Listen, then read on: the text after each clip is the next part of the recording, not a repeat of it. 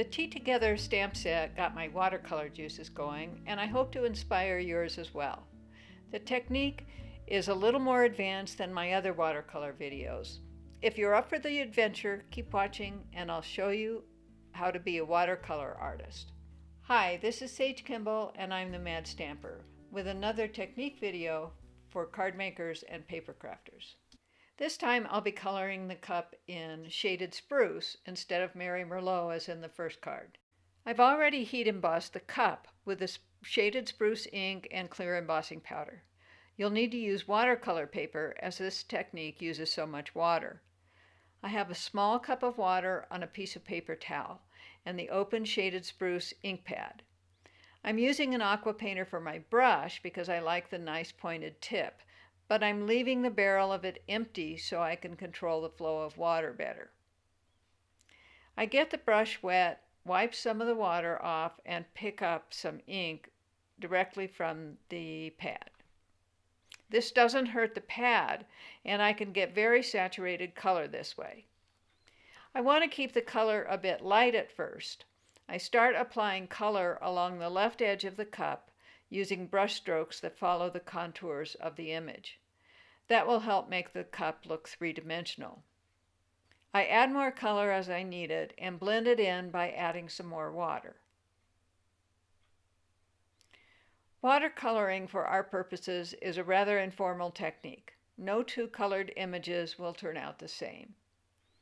I like to imagine a light shining on the cup at a bit of an angle. And I'll leave this area very light so it looks like a highlight. I'll paint the other side dark so it looks like it's in shadow. I move some of the surrounding ink that's still wet into the highlight. I blotted off some of the moisture so I can add darker color where I want it. I'll add a line under the rim of the cup to accentuate the curve. The left side of the cup is in shadow, so I want to build up a lot of ink in this area. I don't add any more water to the brush before I pick up the ink when I want color that's very saturated. An important aspect of watercoloring is controlling the water on the paper. The wetter the paper, the lighter the color you'll get. I'm blotting off some of the moisture at times so I can add some darker ink in other areas. You'll notice that I turn the paper around as I'm working so that the end of the brush points at the outline. That way, I'm less likely to color outside the lines. You can see that this line is a bit dark for being so close to the highlight, so I pick up some water and spread out some of the color. When I want really light color, I'll use a wet brush, pick up some ink, and wipe most of it on the paper towel. So most of what I'm doing is varying the amount of water and of ink to get the highlights and shadows I want. If an area is too dark, I can move color around as long as it's still wet.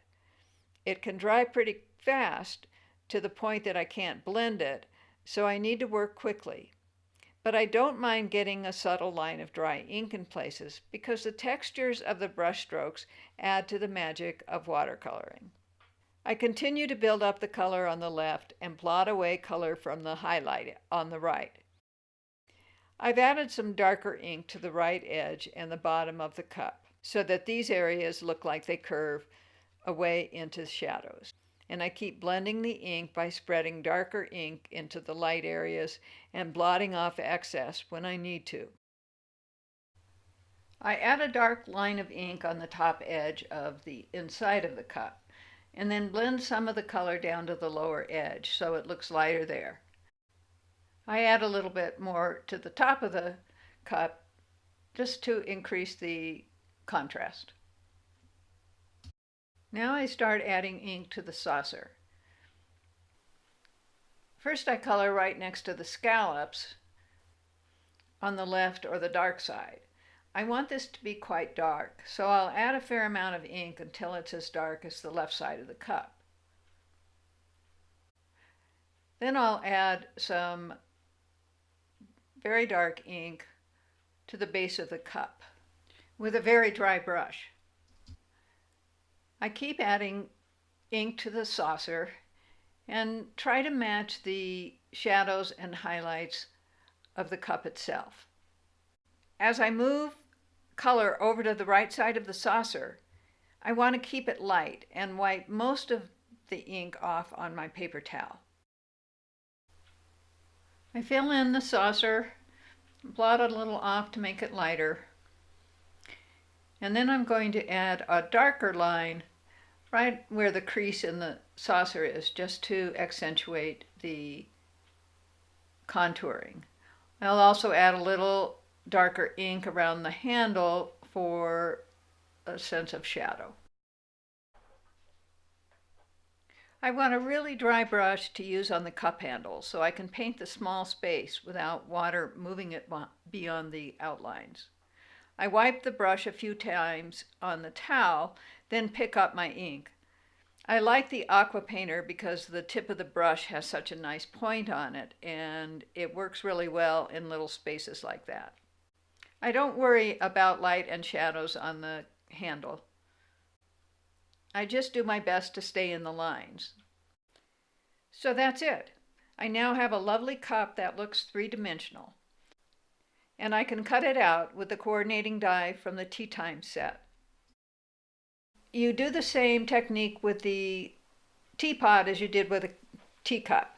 It's a little more challenging because there's such a big area, and you can see that I've got some lines where it dried before I was able to blend in the ink. But that just gives it some character. I hope you'll try this technique in your craft room. Don't give up if your first attempt doesn't look good. Just keep practicing and you'll get it looking great before you know it. Thanks for watching. Please like this video, share it with your friends, and leave me a comment. For more inspiration and instructions, be sure to sign up for my newsletter at www.stampingmadly.com.